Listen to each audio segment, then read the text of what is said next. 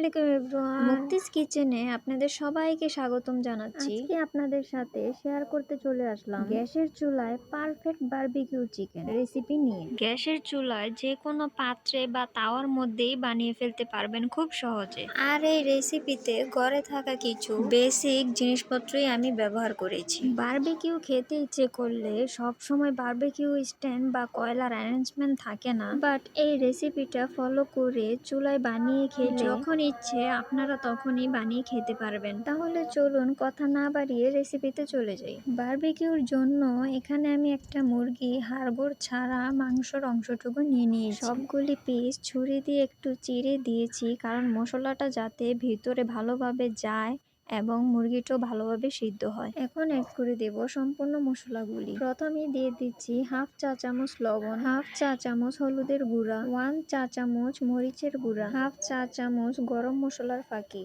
1.5 table চামচ বাদাম বাটা, 1.5 table চামচ আদা রসুন বাটা, আরও অ্যাড করে দিচ্ছি হাফ চা চামচ সয়া সস। এবার হাত দিয়ে ভালোভাবে সম্পূর্ণ মশলাগুলি চিকেনের সাথে ভালোভাবে মিশিয়ে নিব। এই কাজটা অবশ্যই হাত দিয়ে করতে হবে, না হলে মাংসের সাথে মশলাটা ভালোভাবে মিক্স হবে না। মাংসের চিড়ে নেওয়া অংশগুলির ভিতরেও হাত দিয়ে ভালোভাবে দিয়ে দিতে হবে। সবকিছু মিক্স করা হয়ে গেলে সারা রাতের জন্য রেস্টে রেখে দেব। আপনাদের হাতে যদি একদমই সময় না থাকে সেই ক্ষেত্রে কমপক্ষে 1 থেকে 2 ঘন্টার জন্য রেস্টে রেখে দিবেন। মশলা মেখে যত সময়ের জন্য ম্যারিনেট করে রেখে দিতে পারবেন ততই মজা হবে। এখন ভাজার জন্য চলে যাব।